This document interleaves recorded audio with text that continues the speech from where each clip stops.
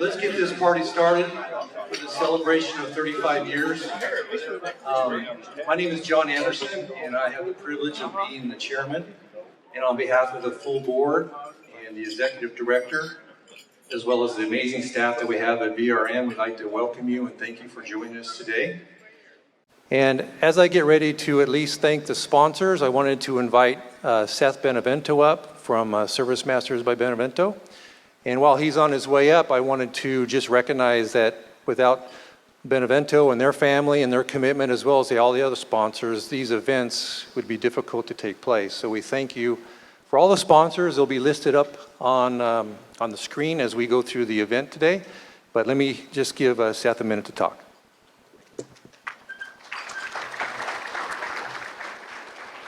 Thank you very much. I just wanted to say that I think that Visalia Rescue Mission does a fantastic job within our community, and it's because of the work that they do that I feel very honored and blessed that we can donate and sponsor organizations like this. My parents always taught me to give back to the community, and the community will give back to you, and really believe in that. And I was looking online, saw something that Visalia Rescue Mission had on their website, and part of the celebration is celebrating the hundreds of graduates who now have restored relationships with their families, with themselves, and with God. And that really resonated with me. We're in relationships is what life is about. And our core objectives there at Service Master is to honor God in all we do, help people develop, and excel with the customer. And the celebration of building these relationships with the families, with themselves, and with God just really made an impact when I read that. And so I want to thank all the sponsors that have also donated, and thank you for everyone that came today, and let's have a great lunch. Thanks, Seth. We'd also like to mention that Quia Delta Hospital is a sponsor. We didn't get a chance to get them on the program or up on the screen, but we appreciate Drew and all their efforts and the support for what we do with the mission. So today is going to be a little unique. We're going to try and get you in and out within an hour, and we're excited about an opportunity to not only look back on the past 35 years, but look forward on what God has in store for us over the next 35 years. So as we start off, let me just open up in a word of prayer, and we'll be able to kick our lunch off. Our Heavenly Father, we're just so mindful of who you are and the importance that you play in our lives. And as we recognize in Scripture references that we should be loving to our neighbors, and we ask that you help us recognize that our neighbors are those that visit the mission on a daily basis. We also ask that you just help us recognize opportunities to share your gospel and just opportunities to look to serve you. Be with the mission, the staff, the executive directors as they continue to work on the mission and just the direction that we should be going in your will. Bless this food and our time together. It's in your name that we pray. Amen. We come here to chat, didn't we? Or we come here to, you want to report about the mission? Some highlights there. Some of the fellows come through there that you might think of that. We have guys that come through there that almost looks like an impossibility. Here lately, they have been so much work going on there where you think we're building a new mission, but we're not. But there's a lot of repair work going on there. And these guys, I'm so proud of them. They're always continuously want to give this place an uplift. And they're doing a very good job. And you pick out any other mission in California, and you won't find one that's clean. It don't smell nowhere. And the guys who come there, they take their showers, they take their bath, and they're clean people. And we not only help them in a physical way, but we help them in a spiritual way as well.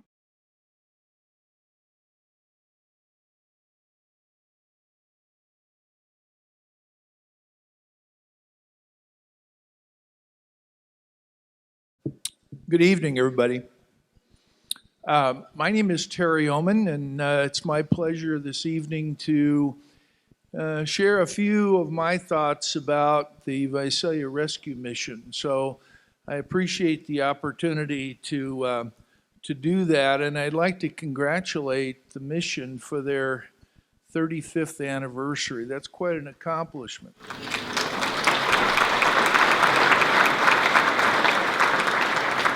And of course, the mission doesn't do that on its own. There are people that have been involved for 35 years and lots of people that were involved. And so we owe them a debt of gratitude as well for making that whole thing work. I came to Visalia in 1972. I came as a police officer from Manhattan Beach Police Department, and I was looking for me and my wife a home outside of the Los Angeles area. I'm a Minnesota boy, born on a farm. I needed open country, and LA just wasn't open enough for me. So we decided to go on a trip and take a look at where we wanted to start our family and me to really begin my career in earnest, and that's when Visalia came in the radar. When I got here in 1972, for the last 2 years, the town had gone through a fairly big crime spurt, so to speak. Major crime had gone up 25% in the last 2 years, from 70 to 72. And I can tell you, Visalia was a tough town. And it still is in some ways, but it's a compassionate town as well. But honestly, and I guess I need to share with you that one of the draws, besides the open country of Visalia, in and around Visalia, one of the draws was I was able to come to work for a department that was a full service department. There was lots of crime. And if you're a police officer who wants to investigate and deal with criminal activity, you want to have activity to investigate. It's sort of like a doctor who goes to a community and no one is sick. So you, in a sense, the toughness of Visalia brought me here. And we have, of course, been here ever since. Now, one of the things you discover as a police officer is that all the months and, in some cases, years of training do not equip you for what you're going to see. You get training on the basic things, but you certainly don't get training on everything that you're going to confront in your course of your job. Oftentimes, we end up putting Band-Aids on what really should require surgery, because we're just not equipped to do the surgery, so we've got to move on to something else, so we slap a Band-Aid on it and hope that it lasts until we get off shift at least. And that's an unfortunate part of the job, but that's the reality. So we relied heavily, as officers do now, no matter where they do their work, they rely heavily on referral agencies. Agencies that are specialty agencies that can deal with problems that we're not able to handle. And that's where the mission comes in. In 1972, when we got here, the population of Visalia was about 31 to 32,000 people. About a quarter of what we are as we sit here tonight. And in 1981, when the mission began, we were about 50,000 people. So we had almost doubled in the 9 years or so that I had come. But what was amazing about 1981 in that sense was that the mission gave at least law enforcement officers another referral agency to deal with for problems that we weren't able to handle. And so I was able to see Visalia prior to the mission, because again, the mission started in 1981. And I've been able to see the town after the mission has been here for 35 years. And I can tell you, in my opinion, and I believe in other people's opinion, the town is so much better off as a result of the mission. What would happen to all those folks needing service and there wasn't a real service agency out there? And that's a scary thought for me. And for that, I am very, very grateful that the rescue mission came along. I do a lot of work in history. Maybe some of you know that. I love local history. And one of the quotes that I use oftentimes in my history talks is a quote that Winston Churchill once said, and I don't understand exactly why he talked about architectural things, but this is his quote. He said, "We shape buildings, thereafter they shape us." And so I thought about that, and that starts to make a lot of sense to me historically and architecturally. But in regard to the mission, I'd like to reword that quote just a little bit and say we created and shaped the Visalia Rescue Mission, and thereafter it has shaped us. And I think that's true of our community. And I think Visalia is a whole different shape than it would have been had the mission not been here. And I think that's to the mission's credit. And so I just want to thank you, and my time is up. Just for a few minutes, I wanted to share a couple of things. My time is up, but I want to thank you for the opportunity to speak to you. And again, congratulations to the mission on their 35th anniversary. And I look forward to more shaping of our community as the rescue mission develops even further. So with that, again, I thank you very much.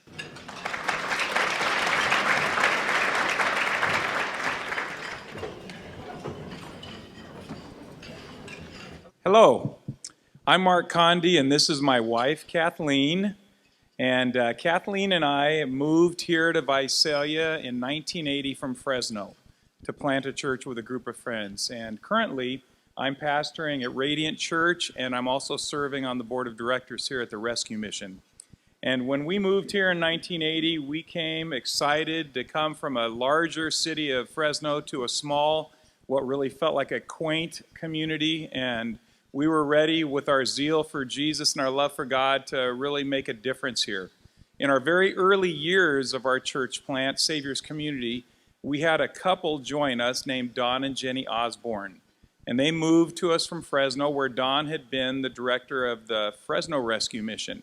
And during that time, as Terry had mentioned, there was a rising need of homelessness in Visalia, even though it was much smaller, and the need maybe wasn't quite as visible as it is today. There was still a need, and it was on the rise. And sweet Don Osborne had this heart to love and care for needy people. And it was just worked into him. He had been ministered to in a rescue mission setting when he was younger, and God had met him there.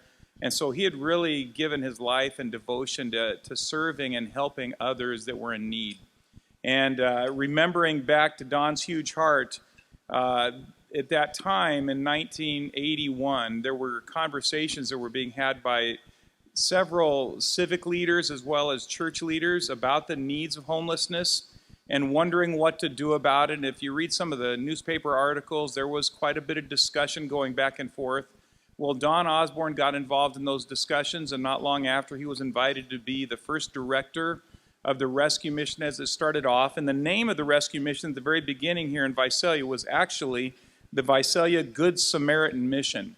And as you recall, Jesus tells the parable in Luke chapter 10 about this Good Samaritan. And the way the story goes is that there is a traveler that finds himself in the hands of some people being mugged, and he's beaten up, and he's left for dead out on the streets. And several good, upstanding citizens walk right by and kind of look the other way because they're unsure what to do about the need.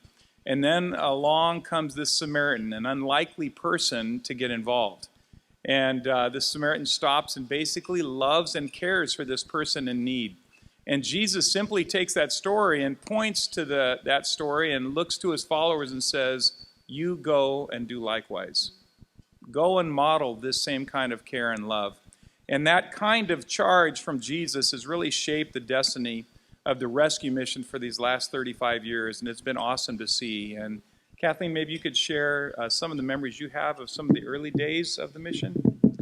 So 35 years ago, I was definitely just a mere child. I just want to make that very clear. When we moved here, I had had some history growing up with the Fresno Rescue Mission. My father was very involved there, and our church, Fresno First Baptist, was also very supportive of the Fresno Rescue Mission. Had opportunities to sing there in our youth choir and minister there from time to time. So when Don moved here and he had his vision for the rescue mission here, I remember he asked if I would come and sing and lead some worship in our gatherings, in the gatherings that were there at the mission here in Visalia. And I didn't know what to expect. So when I got there, I took along a friend, and Donna Belt and we both went and led worship, and it was just a little apartment room, one little living room, and just a few people. And it was just a really sweet time of the Lord's presence and being able to share the love of Jesus in the community in that way. And it was in the same place that it is today, the mission. And then about a year or two later, Don approached me and asked if I would help him with the decorations for the first banquet. And I remember thinking, okay, sure. I'm thinking, 2 or 3 tables, because the mission was very small at that time. And so I asked him how many tables, and I remember he said, I want enough decorations for 200. There would be about 200 people.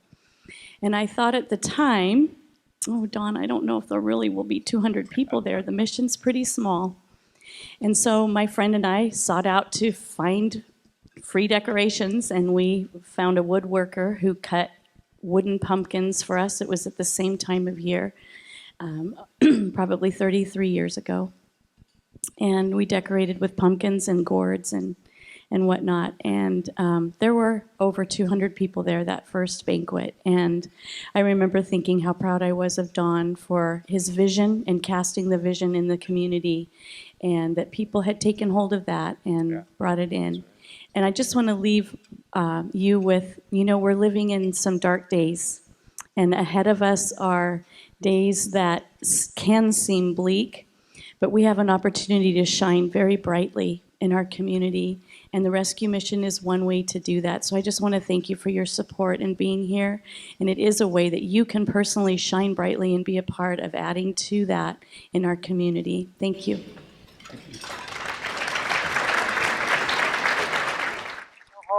Visalia is a community of people, many with great needs. The streets are very hard out here. I am homeless.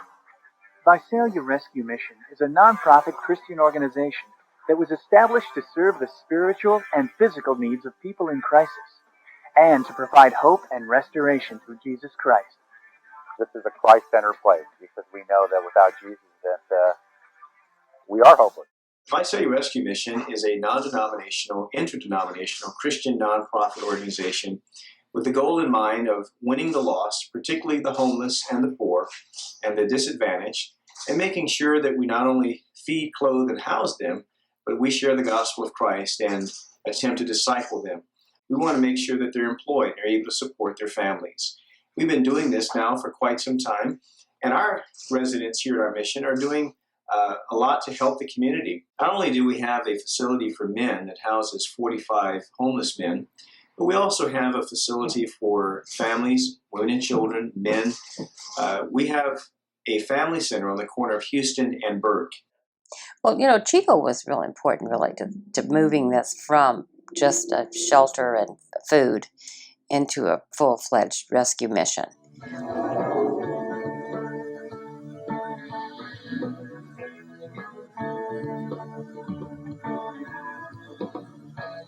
In Visalia and in the surrounding communities, there are a lot of homeless people. We see people walking on the streets every day, some with shopping carts, some with backpacks. The unemployment rate in this county is one of the highest rates in California. The reason I really like Visalia Rescue Mission is because we are available for anybody, whether they are down and out or whether they're strung out. I mean, it's just a place for anybody to come in off the street. One Sunday at church, we had a guest speaker, and it was Chico Daniels. And he said something that changed my life, because he said, we don't take money from agencies and the government because we're a Christ-centered organization. So we know that Jesus will provide. And I went home and I told my husband, I really like that philosophy. Here at the Visalia Rescue Mission, we are seeing men and women every day deal with alcoholism, drugs, homelessness, and simply they have nowhere else to go. When I started back in 2000, 2001, there were 7 employees that were on staff here at the Visalia Rescue Mission. And back in those days, you know, just getting people to come to the property was in itself just a feat. And so we put out an ad in the paper, and we had 2 responses. I came to the mission via a blind ad in the Visalia Times Delta looking for an administrator. And so I just answered the ad not knowing where it would be. And so then I received the phone call to come down here, and I met Danny and Randy Boat. And they did an interview. Randy left, and Danny took me on a tour of the mission, which was the triplex, or the building on Grape and First, where I think they still use it for residence, and then some offices. And then there was another little building attached there where a reception was, and the clothes closet, the dining room, and the kitchen. You know, they tried to make it work, you know, with the men in the front, the women and families in the middle, and the kitchen in the third apartment. And we had, like, sometimes we would have 8 to 10 women here with their children, trying to get a lesson across with the children running up and down the stairs. And Maury was a friend of Danny's from church, and she wanted to come and volunteer. So she was the very first volunteer that I worked with. I said, I feel like I'm supposed to be here. I feel like this is where God wants me. These are the lucky ones, some of them. Rather than sleeping in the cold and rain, under a bridge or in a doorway, many of these people live here at the Visalia Rescue Mission. They have a warm place to sleep, 3 hot meals every day, and a chance to put their lives back together. Those who have found these doors know how they got here, and what it'll take for them to leave and succeed on their own. Some came here through no fault of their own, and others made decisions that cost them everything they had. And I remember in the earlier days, we met in the old chapel. Wasn't anything fancy, which was fine with us, but we'd meet in the chapel to set up some tables and get together. And one of the coolest things throughout all the years, we have a tradition before each of our board meetings to have a resident come in and talk about their testimony. And that's just awesome. And then somehow they get to the mission in a lot of different ways. You know, they kind of hit bottom, and what then happens at the mission is nothing short of extraordinary. When I was a teenager, I was in and out of foster homes. I emancipated, and I was on the streets, started doing drugs, and was homeless. Went to the shelter right there, and I was just on drugs really bad. My daughter, she was pretty young at that time. Even before I had my daughter, I was pregnant. I was just staying on the streets with my husband wherever we could find to sleep. Things went crazy because before I had my daughter, I did drugs, but then it was like a period where I was clean while I was pregnant, and then instantly I got back on drugs. My life was spiraling out of control. It was crazy. It was like this huge rippling effect. I went to one of my friend's houses, or my aunt's house, and she was like, I was sitting in a room full of girls, and they all had 5 kids each, maybe 2 to 5 kids each, and not one of them had their kids, the drugs around or whatever. And when it came to me, I was like, whoa, this is who I am going to be. I'm going to have 5 kids. not have custody of one of them. And I loved my daughter so much, but everything was working, I thought. And so when I got in there, everybody was so nice, and I hadn't had a bed to sleep in a long time. They really helped me, and then I just found God. I would have never been able to get off drugs and change my life without the program. Drug use, stealing, really started to become a problem towards the end of my high school years. And then throughout my marriage, drugs had a very big impact, which led to the downfall of my marriage. Yet it still didn't sink in to see the life of destruction that I was leading. It took maybe, I guess it was about 2 years ago, from getting picked up by the police. I had not a very lengthy record, but enough to put me away for a while, and that's what really scared me. My probation officer gave me an ultimatum. He gave me 3 days to check in to find a treatment center.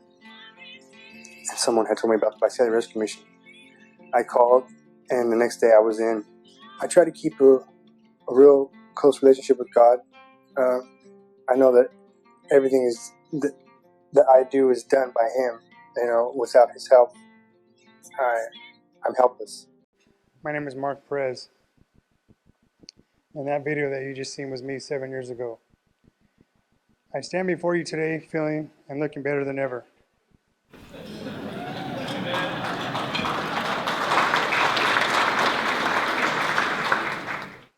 Back then I thought I was fine.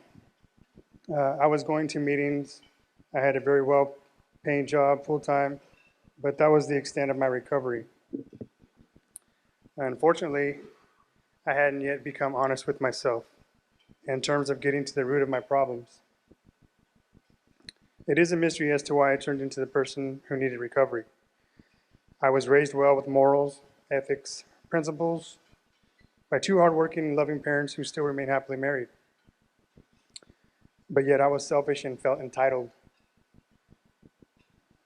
In 2011, 2 years after the video of me that you just seen, I had relapsed. I was out of control, picking up where I had left off, scheming, scamming, straight to self-destruction. I would write bad checks, pretty big sums checks, knowing there was no way that I had the funds to cover them. I would borrow money with the manipulative intent of paying it back, but I never got around to it. One day while on the job, under the influence, stupor, I cost my employer several thousands of dollars in lost product. I had become too much of a liability, and they let me go.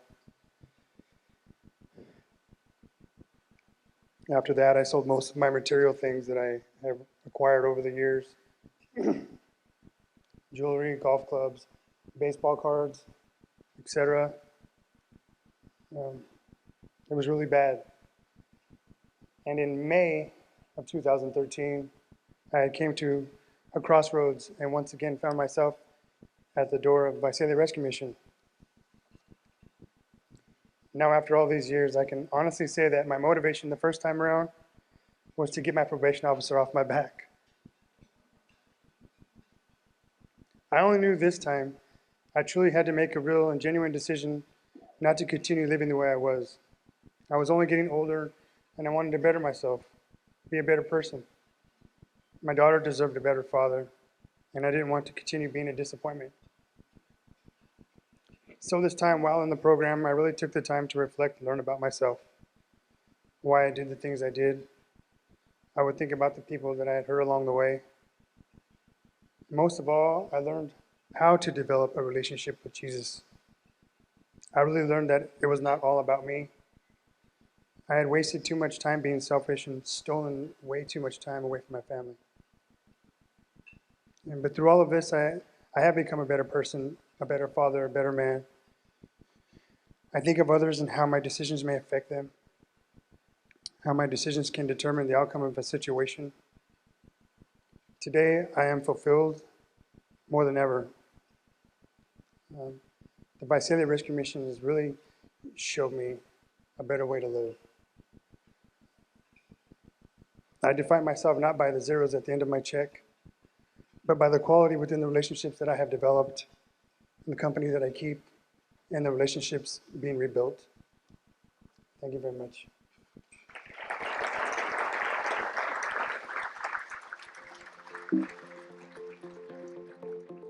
Another highlight was the thrift store, opening of that thrift store. We were sitting around in the office there on Grape and had a board meeting. We said, well, we should do a thrift store. When I came here 6 years ago, I was just looking for a job that would be more than a job, and it would be something that was with purpose and with meaning, and something that I could really share the love of the Lord with people. And I've gotten an opportunity to do that, and it's fulfilling.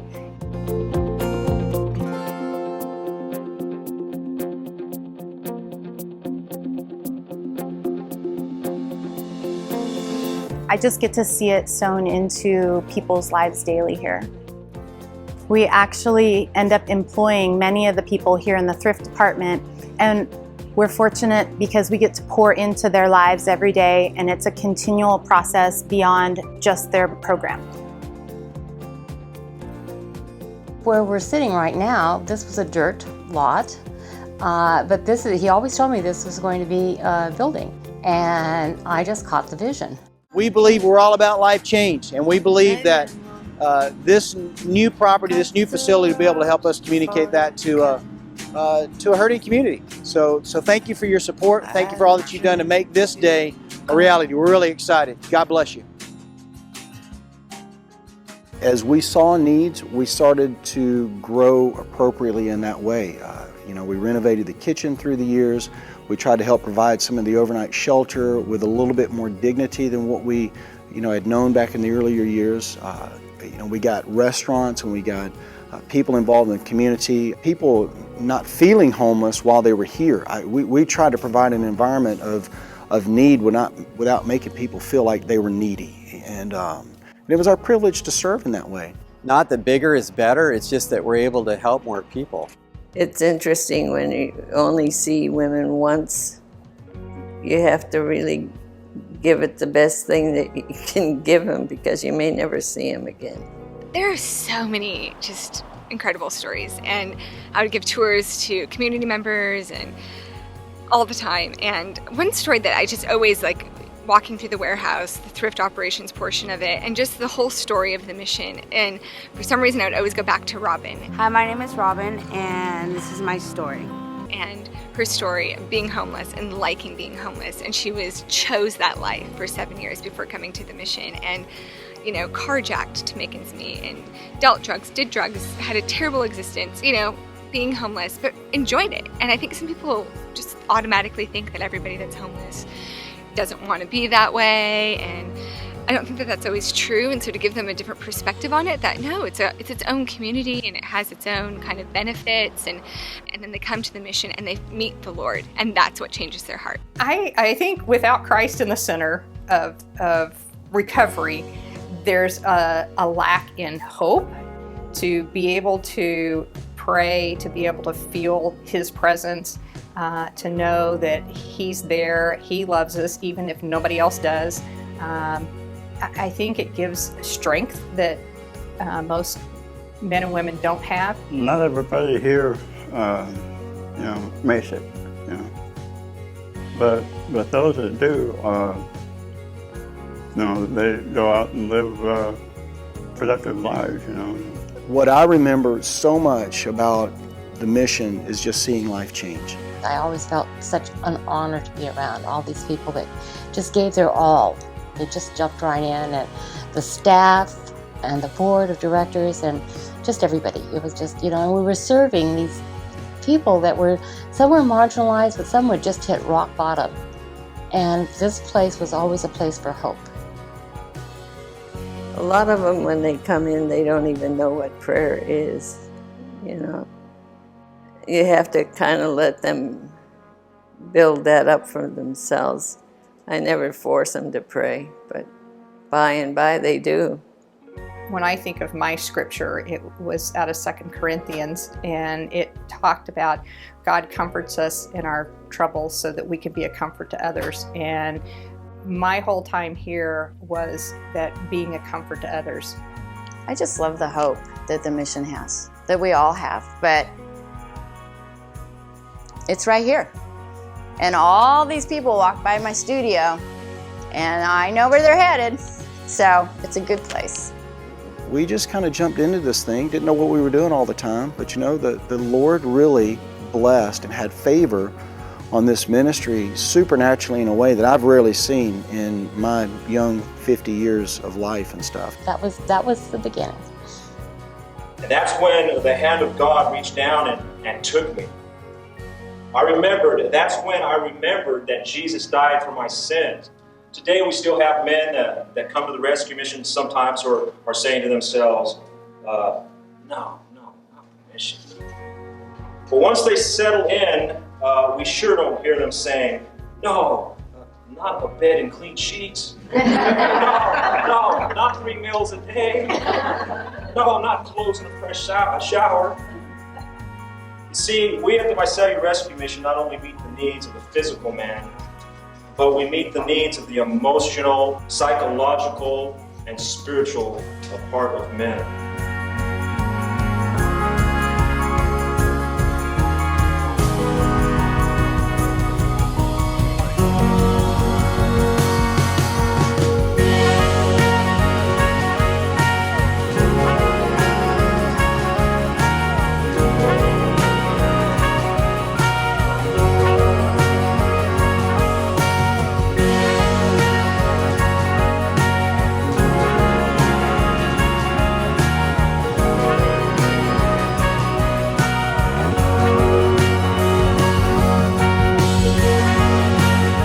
And I've seen so much change. I've seen volunteers come in for a season of their life, and donors and board members and staff, and there's so many changes that happen, and it's so cool to see because God is always involved, and it's so exciting to see where the mission is headed from here. Well, good evening. My name is Al Oliver, and I have the privilege of serving currently as the Executive Director of the Visalia Rescue Mission. I just wanted to thank those former staff and former board members and residents and graduates who were gracious enough to spend some time being interviewed for our videos. It was just a delight to walk through 35 years with them. And they're all still friends of the mission. And like Mark says, we are constantly changing. If there's one thing we've found out for sure at Visalia Rescue Mission, we change all the time. There are many changes, like I said, that we've made over the years, and I want to introduce our latest hire, our new Director of Ministry Operations, Dave Theis. Would you stand up for us, please? Thank you, Dave. A few months ago, right after Easter, many of you received a letter from me where we talked about that our goal for this coming year was to utilize every square foot of our facility, every hour of our time, every dollar of every donation most effectively and most efficiently. That's why we hired Dave. We're going to blame him if it doesn't work, yeah. Actually, we've made great progress in that, and those of you that have supported us through all the changes we've made, we are just grateful to you. You heard in the video earlier where Danny said that when he first got here, they had 7 employees. Right now, we employ anywhere between 75 and 80 employees. That is the amount of growth we've had over these past at least 15 years. Give yourself a hand for that. The bulk of those are in our thrift operations, which is ably led by Sherry White. In 2015, many of you realize that that was still an economically difficult time. And what we did is we reduced our operating expenses by nearly $300,000 for the year. Why did we do this? Because we face the same things that all of you face. First of all, minimum wage increases went up $1 in 2014, $1 on January 1, 2016, and they're going up another 50 cents this coming January. We also are dealing with, as you know, and you are dealing with also the ironically named Affordable Care Act, and we realize that our medical insurance costs went up 35%. Workman's compensation went up over almost 10% for us. And so just to keep up and do the same things that we have been doing for our community all along, we had to become more efficient and more effective with what we have. I also mentioned to you in that letter that we were falling behind in our giving rate. We were on a track to be about $150,000 short for the year. And I'm again pleased to say that you have stepped up and you've reduced that deficit by nearly $20,000. Ryan is going to show some slides here just to show you some of our trends and what has happened over time. That if you have the overview of where our money comes from and where it goes, you can see how those giving trends go. And again, we don't want to turn this into a business meeting, just to give you some perspective. At Visalia Rescue Mission, we continually remind ourselves that it's our job to carry on and to plant the seeds of the gospel. We don't make something that we sell. We don't manufacture anything. We don't sell a service. We invest in people's lives for life change. And some of these stories that you've seen and will see as the evening goes on are the product. And the fruit is wonderful to see. As we look back at 35 years of our history, it's just a wonderful thing to see that we're still here and that we're looking forward to another 35 years. If you are a current resident in our Life Change Academy, would you please stand?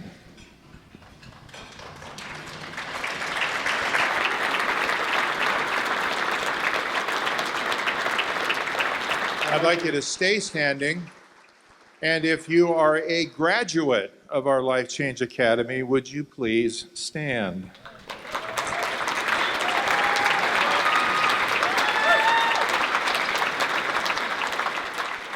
If you are a former board member or current board member or former staff or current staff, would you please all stand?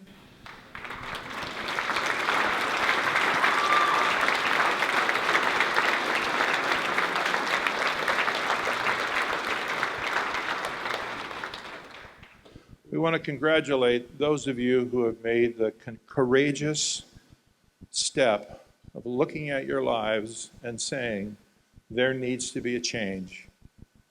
And I can't do it by myself. I need the Lord Jesus Christ to change me from the inside out. If you'll give them all a hand again, thank you.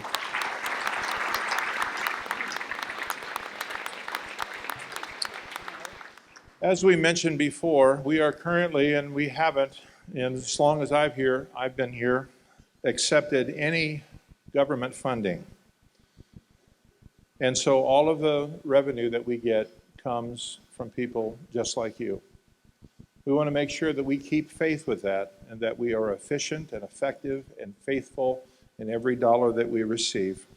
Right now I'm going to ask Ryan Stillwater to come to the podium. And he's going to talk about the current state of homelessness and how VRM is adapting to the change. Ryan?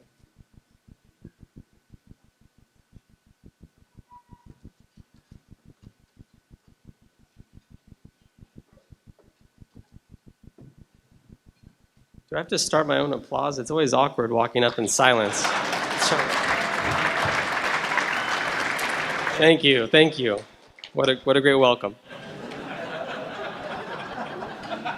So thank you very much for coming. I don't know if I've ever, maybe my wedding, other than my wedding, I don't think I've ever looked forward to an event this much with so much emotion and preparation. And so to think about talking about things like life change, it's definitely more than just a phrase. Hope and restoration through Jesus Christ is definitely more than a slogan. So I often joke that as development director, that I'm tasked with boring people like you to death and begging for money. It just comes with the trade, I guess. And if you can think of any better jokes that I can tell when I speak publicly, I'd appreciate it. I haven't found any funny jokes about homelessness. They just don't land well. But that joke couldn't be further from the truth, because the truth is I have one of the best jobs that there is.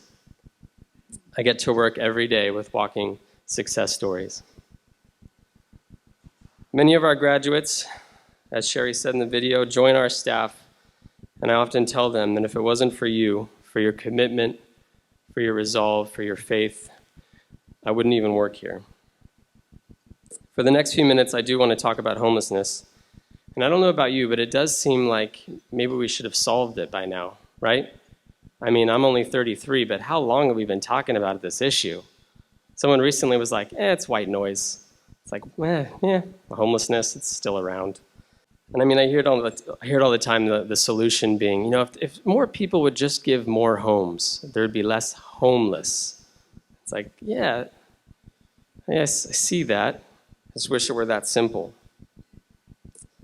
Matthew 25 is a very familiar story for some of us. In there, Jesus says, "For I was hungry and you fed me. I was thirsty and you gave me a drink.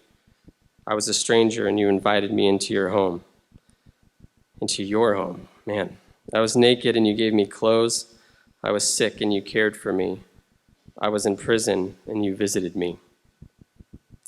And they reply and they say, "Lord, when did we ever see you like that? When did we ever see you in that condition?" And he said, "Whenever you did one of these things to someone overlooked or ignored, that was me. You did it to me." I've got to tell you, it's not as easy as it once was to know who is overlooked and who is doing the overlooking, who is ignored and who is doing the ignoring. And I'll explain what I mean. For the past few months, I've been making the rounds to various service clubs and other groups to discuss what's helpful and what's helpful and what is harmful when it comes to our response to homelessness. One morning, Gracie's one of our graduates and on staff. We went to the Breakfast Rotary at the country club. And after the presentation, this older gentleman, sometimes people want to come and share their own story, about how that topic affected them, right? So I could tell something was on his mind. He was making his way very intentionally, a certain look on his face. I just knew I was either going to get hit with punches or tears. I just wasn't sure. I couldn't read him. So when he got to me, he looked me in the eye and he said, "I lost my son to a heroin addiction." And he paused for a minute, and I just wasn't sure what was coming next. And he said, "Thank you for what you're doing." And then he mentioned something to the effect of, "I wish my son had less people giving him what he didn't need."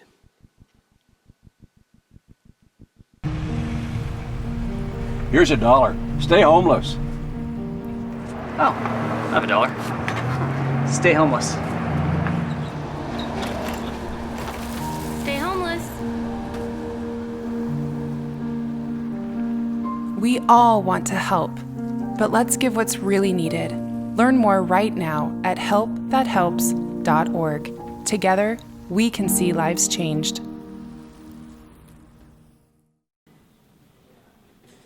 That commercial pretty much stems from that man's story and a lot of others that are similar. People that have to live that with family or themselves have to go through that, and people essentially giving them the means to get their next fix and keeping them in their addiction a little bit longer. So, moving on, I can't tell you how many times lately that people have asked me, is it just me, or does it seem like there are more homeless people than ever lately? Just yesterday, I got a call from a woman who asked me, for homeless people I meet who don't want to come to the mission, what other programs are there? And I thought, wow, the least of these among us certainly do have quite a few services to utilize or overlook. Someone recently told me a story about their leftover sandwich that they attempted to give a homeless man outside of a restaurant. His response, "I'm waiting for something better." It's not uncommon for people to call the mission, possibly on their free government cell phone, and see what's on the menu for dinner, just in advance, just to see if they're in the mood for that.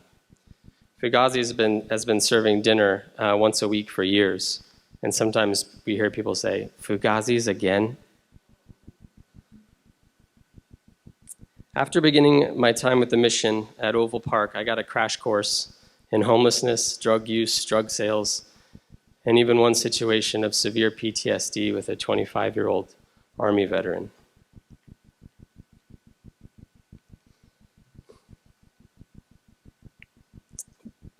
One day at the park, a very nice elderly couple brought some sack lunches. This is very common to hand out to people there. I approached the gentleman and I attempted to explain how there are actually two options for meals within walking distance of that park. We have us, the mission, just 2 blocks up Northeast First, and then Bethlehem Center is just a little bit further, and they also serve meals.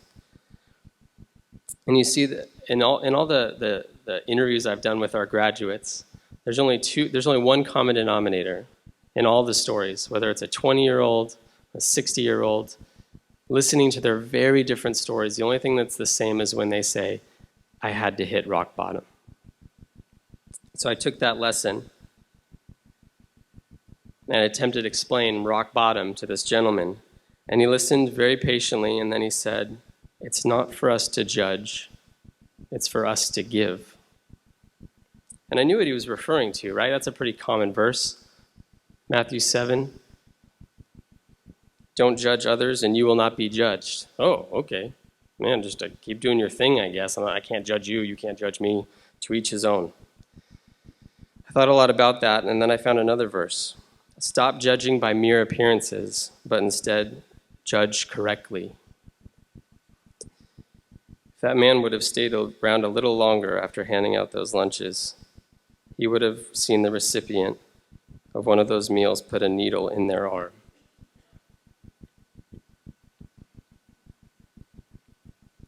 I wish he would have judged correctly.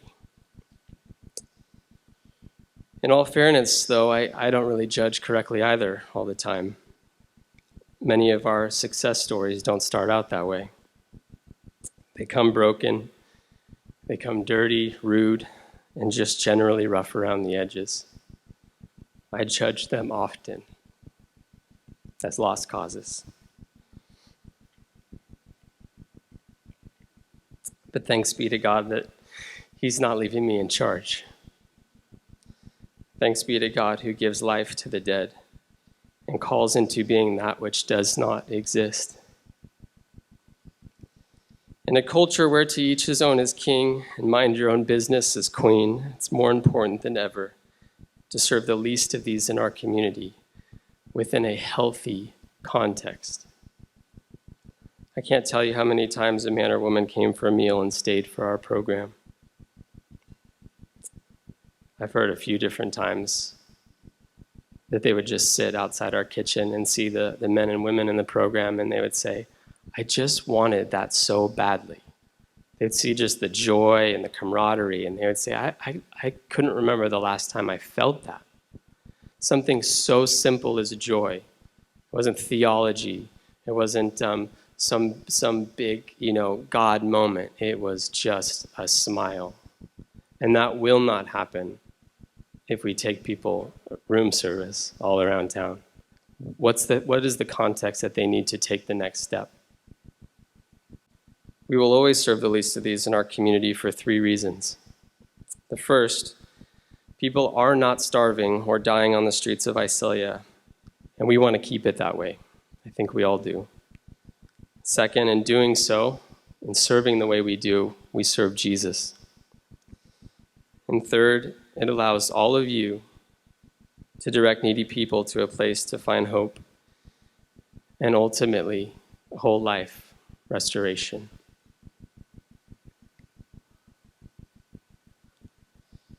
You know what? Do you guys feel like one more story, like one more testimony? Guys, Caleb and Corinne, You mind coming up? Let's do the applause here.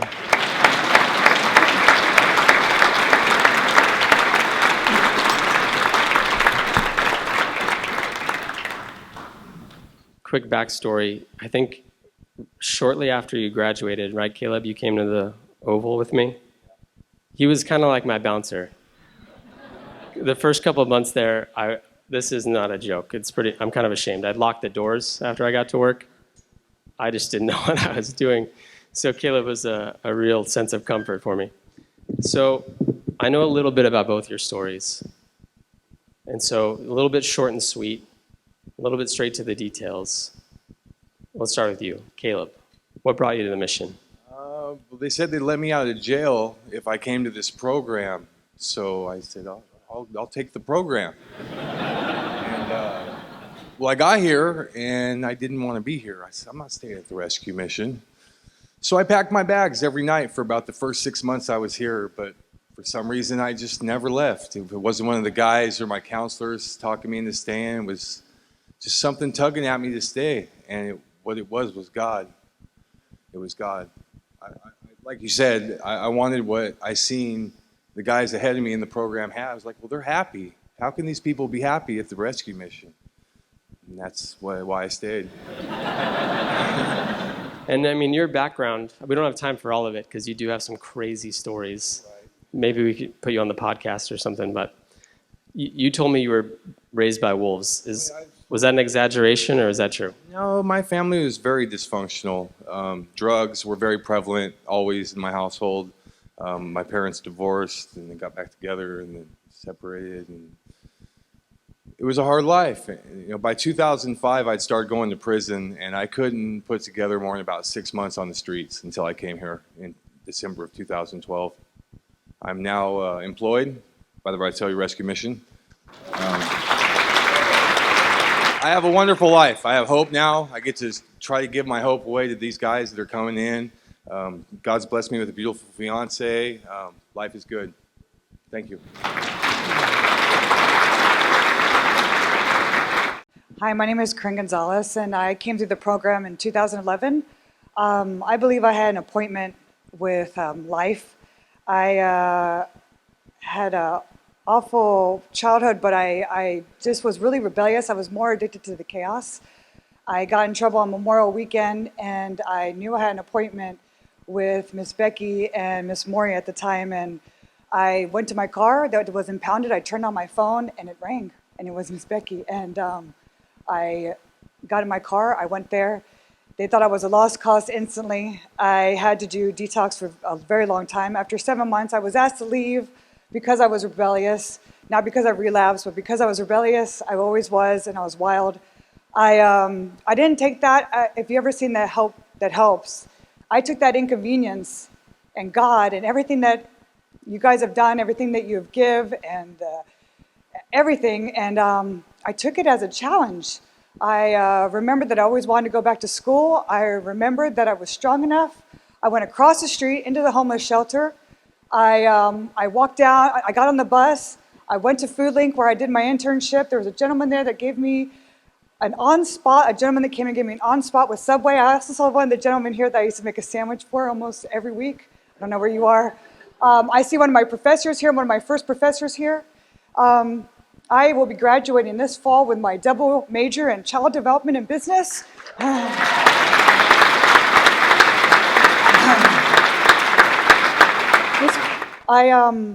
This is my beginning. This is my wonderful future husband that we are eloping next month. And I just thank every one of you guys. I just thank y'all. I will not stop with my education. I'm going to serve the society somehow better. I hope to bridge the gap with humanities and business. I like humans. I like people. I like children. I hopefully will be transferring next fall to get my bachelor's if I get enough scholarships. And I just thank all of y'all for everything you do. I just thank you, Ryan. I thank everyone. And don't give up on humans. My mother once told me that we are not humans having a spiritual experience, but spirits having a human experience. And I really believe that. So remember every day, practice it. I practice it for the last 5 years. Every day I practice being better, less like me and more like him. I just thank you guys. God bless y'all. Thank you so much. That's awesome. Thank you. Man, that's amazing. As Corinne and I talked a little bit about her story in my office, it was amazing, like just hearing her story and where she's come from and how much we see the same. I mean, I've never been homeless. I've never had an addiction, but yet her and I were very much in sync about what's healthy and what's harmful when it comes to the issues that our guests and our residents face. So without further ado, we do have one last testimony for you. Christy, would you start making your way up here? These lights are blinding. There you are.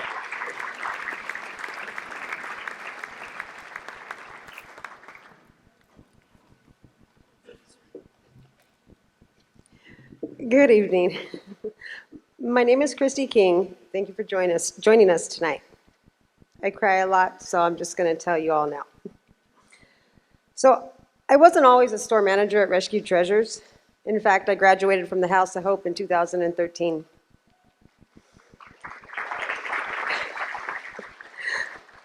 My journey here began with drugs at a very early age. I started using when I was 13 years old, out of the need to feel loved and be accepted.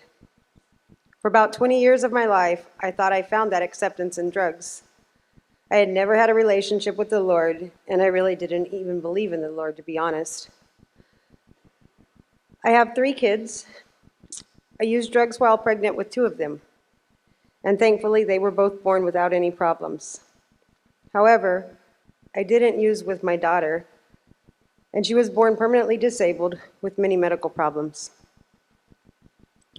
Truthfully, the only thing that mattered to me over those 20 years was drugs and what I had to do to get them. My kids didn't matter, and my family didn't matter. Nothing mattered.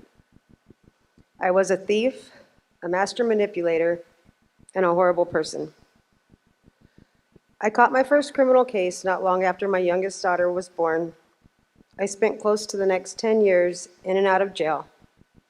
Time after time, as the years went by, my addiction grew worse and worse. I gave my 2 kids away to their grandparents, and my mom took my disabled daughter away from me, and I thank God for that. She would have died if she would have stayed with me, because my drugs were far more important than her medical needs. My addiction had full control over me, and I lived the life of a criminal. In and out of jail, case after case, felony after felony.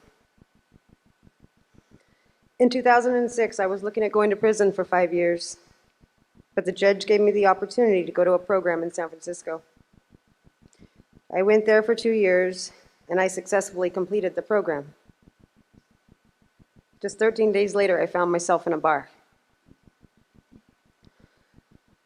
Those last few years of my addiction were the worst, which may be hard to believe.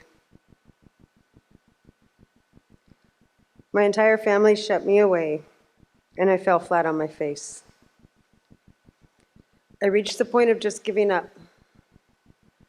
I just couldn't do it anymore.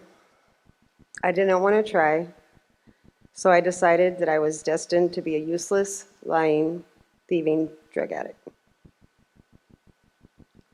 I knew I didn't want to be that way, and so my only option was to die. I was completely hopeless, helpless, and lost, and I couldn't go on anymore. On June 4th of 2012, I decided I was going to end it all, and I had a master plan to do that. When I woke up in the emergency room still alive, I was so mad. I had failed at everything I had ever done, and now I failed at committing suicide. Like I said before, I didn't believe in God, and if He was real, it was just a joke to me. I couldn't understand how, if there was really a God, why my life was the way it was.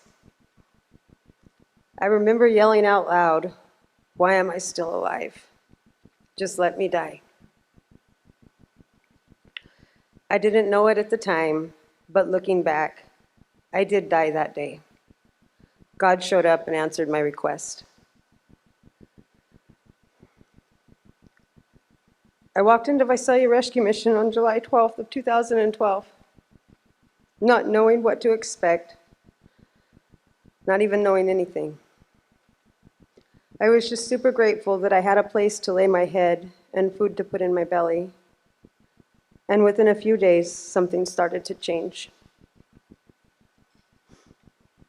I remember laying in the shelter feeling so lost and helpless.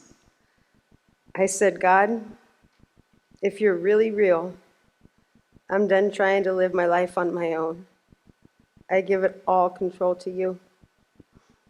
And from that day forward, my life has never been the same. The mission taught me how to open up, how to face my fears, how to believe in something.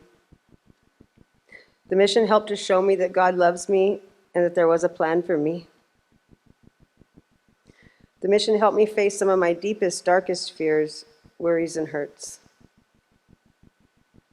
They also showed me the love that I didn't think existed. They taught me how to believe. They taught me what faith was, and they helped me start a relationship with the Lord. I stand here free today of addiction. I've been clean and sober for almost 4.5 years.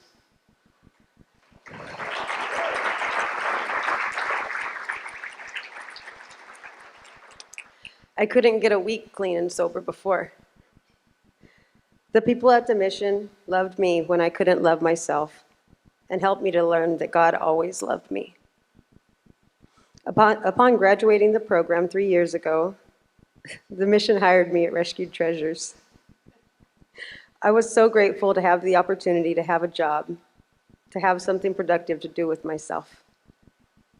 It wasn't long after that I was given the opportunity to be a key holder. Hi, Debbie. Which means they trusted me. And then I was given the opportunity to be an assistant manager, which means they really trusted me. Then I was given the opportunity to be the store manager. I remember telling our thrift director, Sherry White, do you know who I am? I'm a thief, and I'm a liar, and I rob places. Are you sure you want me to work for you? Sherry said, yeah, because that's not who you are anymore.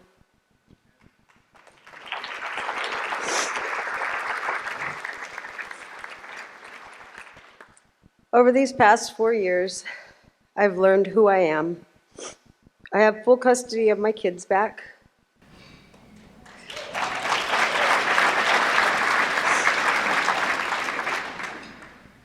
And my mom and my dad are my biggest cheerleaders. I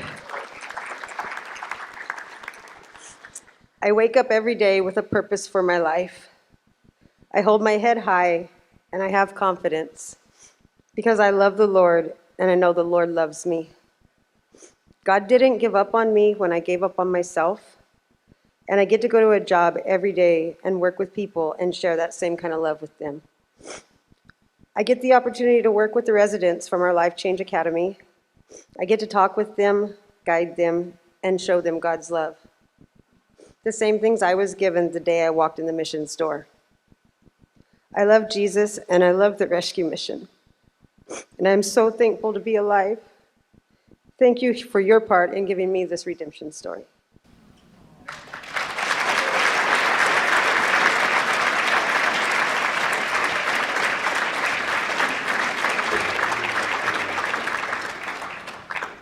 Thank you, Christy. And yes, we do trust you.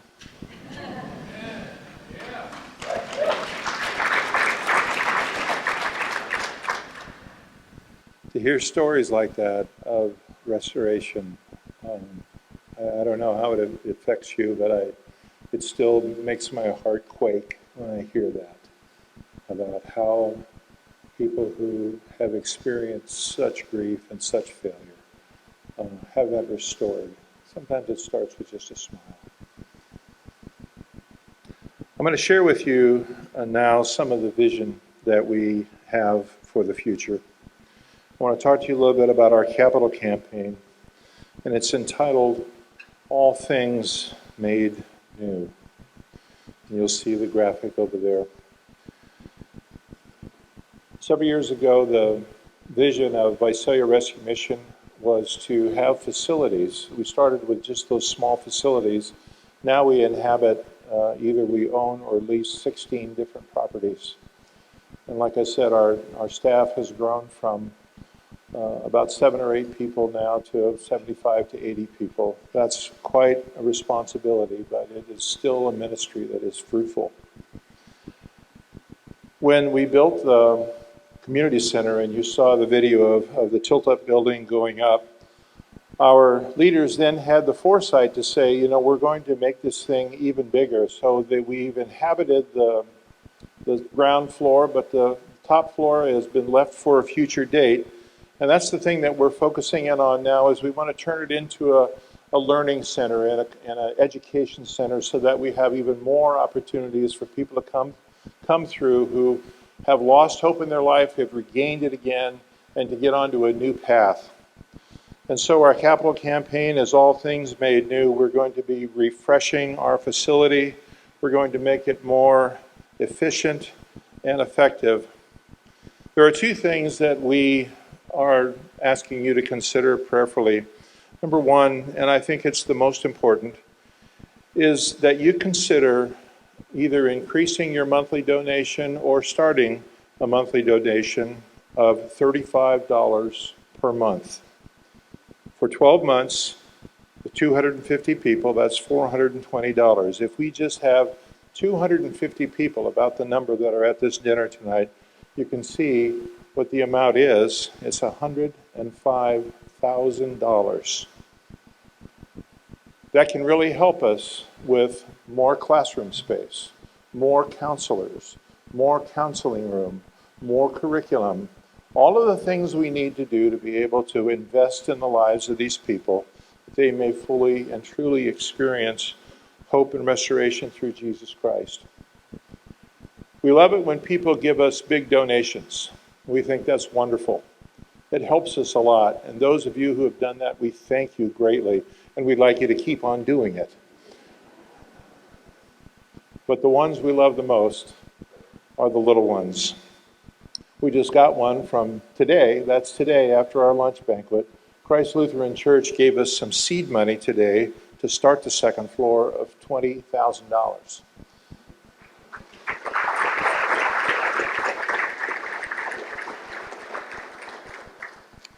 If you'll take on your table, you should have some response cards. And I'd like someone at your table to pick those up and to pass them around and to look at that and to fill it out. Let us know who you are. Let us know your interest. And if you can't lay your hands on a card, I know that you should have one. You can go to our website, and all of the same information is there. If all this is new to you and you've never heard of this before, we're inviting you to connect with us, to make a partnership with us in this eternal investment in the lives of people.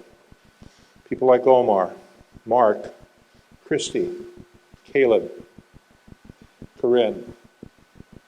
These people are important. They're important to God, and they should be important to you too. And for all of those who are still out there sleeping under bridges and under trees, and who are lost in such despair, who have yet to come and meet Jesus Christ at the mission, do it for them too, because they will be coming and we'll be searching for them. As you spend time looking at those cards and reviewing that information, I'd like to invite Sean Baldwin, our finance director, who is also a very good worship leader, and he's going to lead us in a song about God's faithfulness. Thank you.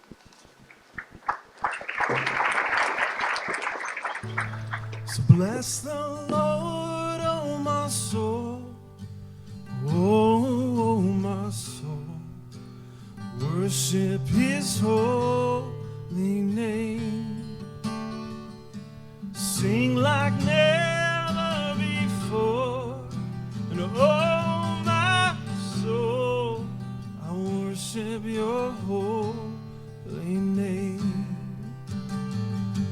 If at any point you do know the lyrics and would like to, please join and sing.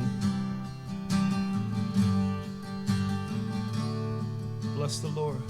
So bless the Lord, oh my soul, oh my soul. Worship His holy name. Sing like never before. And oh my soul, I worship Your holy name. 'Cause the sun comes up, it's a new day dawning. It's time to sing Your song again. Whatever may pass and whatever lies before me, yeah. Let me be singing when the evening comes. So bless the Lord, oh my soul, oh my soul. Worship His holy name. Sing like never before. And oh my soul, I worship Your holy name.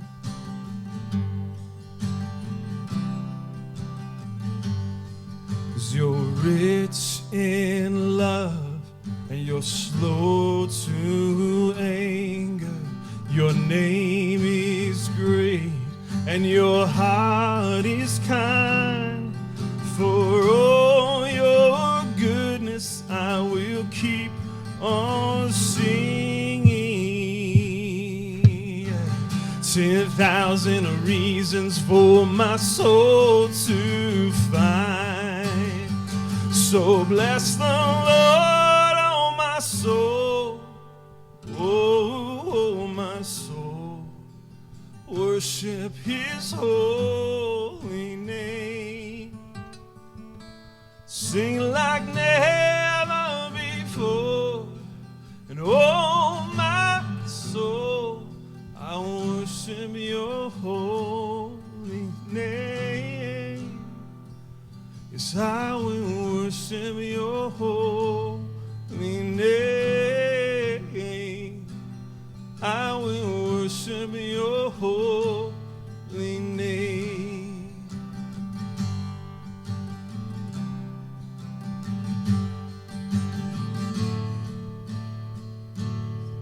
And sings my soul, my Savior God, to Thee. And how great Thou art. How great Thou art. And sings my soul. Then sings my soul, my Savior God, to Thee. How great Thou art. How great Thou art. Oh, how great Thou art. How great Thou art.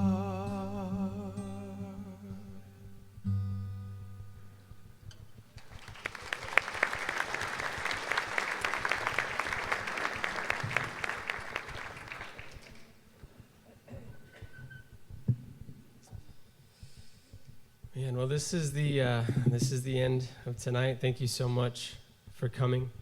I wanted to be sure to mention just a couple last things. First off, thank you.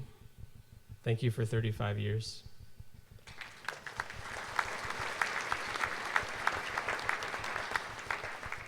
I mean, if we could put everyone up who's got a story of life change through Visalia Rescue Mission, we'd be here a long time.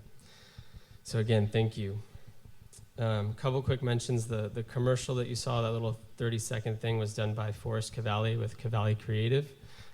So I think he had to leave, but very well done.